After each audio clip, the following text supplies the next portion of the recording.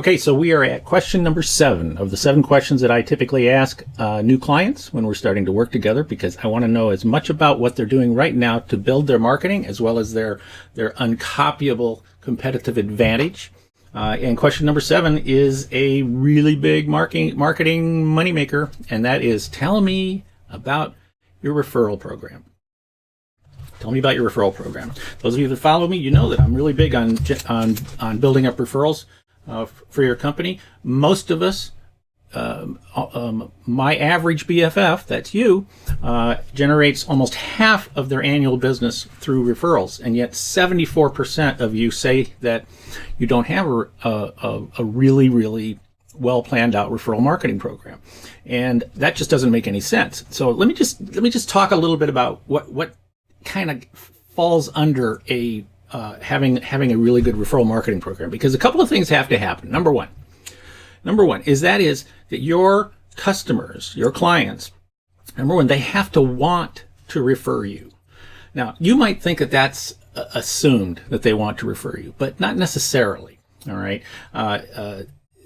People love to talk about when they have great experiences. I mean, obviously, they also talk about when they have bad experiences. Now, if they have a bad experience, they're not gonna refer you.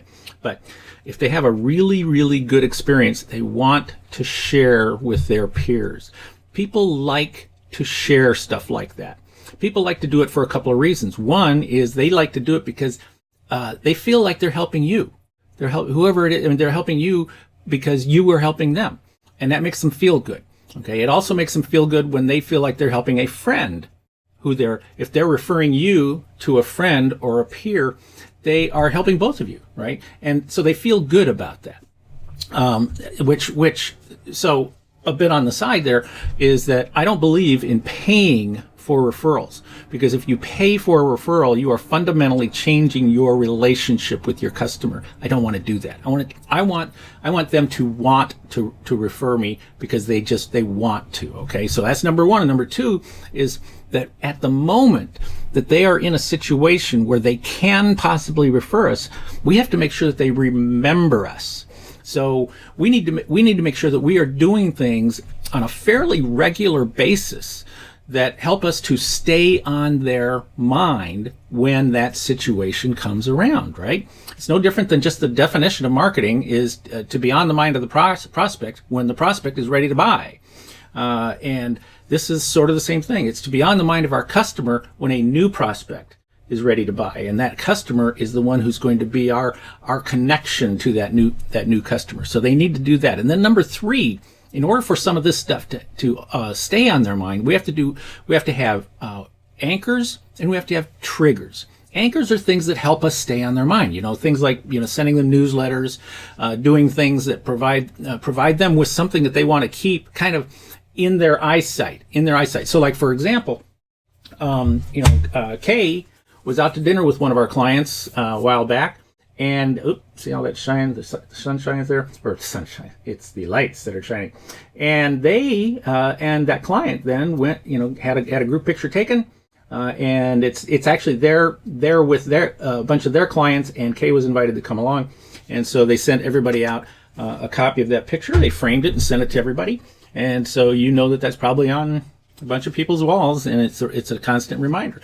Recently, we had our UNCOPYABLE boot camp here in Seattle, and so we took some of the early sign-ups, people who signed up the quickest. We took a bunch of them to see Teatro Zanzani, a spectacular dinner show and performance outside of Seattle. Got a group picture, gave that to them.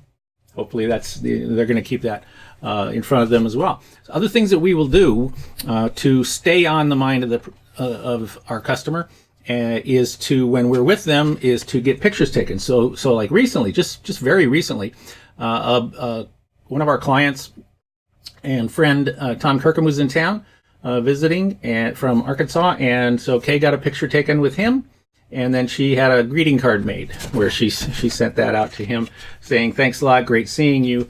And a lot of times when you do stuff like this where you take pictures and you put it on a greeting card, and you might, if you go visit them in their office, you will often see something like this sitting up on a shelf somewhere. So again, something that's kind of an anchor trigger that reminds people who you are, and constantly also reminds them of what you do. We will send out to this year a number of our clients got orange notebooks, orange journals from us. Because journals are really big. Boy, if you don't carry a journal, you really should carry one around with you. And so every time they pick this up, it's a reminder, because we keep telling people, you know what? Orange, it stands for UNCOPYABLE, and it also stands for Steve Miller. So we want them to remember that as well. But what we'll then do is, now we also want to look for ways to things that we can give them that, if possible, when that moment comes where they can give us a referral, that they have something to give that other person. Okay. Now we could, have our business cards. They might not always be able to find those business cards or something.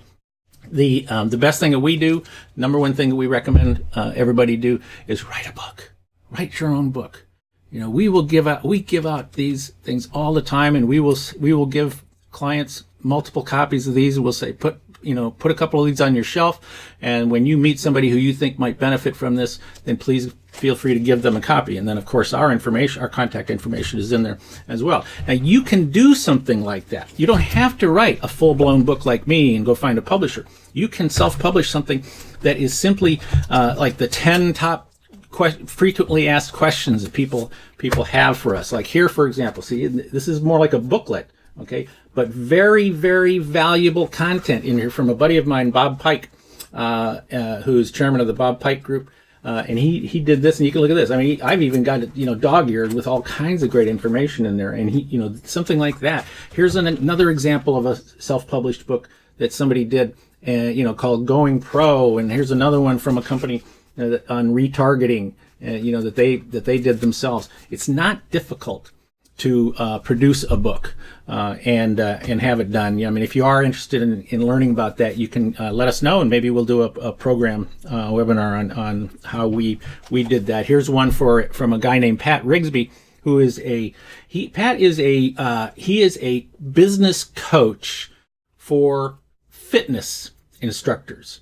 Okay, so he's got a very narrow niche of clientele that he works with, and he gives this book out on his website. If you go to patrigsby.com, you can sign up and he will send this book to you free of charge. So the idea again is that is to provide them with triggers and anchors that they can use to give to somebody else. And if you start to build a referral marketing program around the idea of making sure that people want to refer you, and that people need to remember you, and that you're doing things to help them remember you, but you're doing things that are useful, that are interesting, that might have content that are relevant to them, and that they're not necessarily just promotion. It's not just, you're not just handing them one of your catalogs and saying, your product catalogs, and saying, oh, here, put this on your shelf, and if somebody needs this, give them one of our catalogs. Because that's just all about you. No, you want to help them feel good about themselves, feel good about helping other people, and feel good about helping you.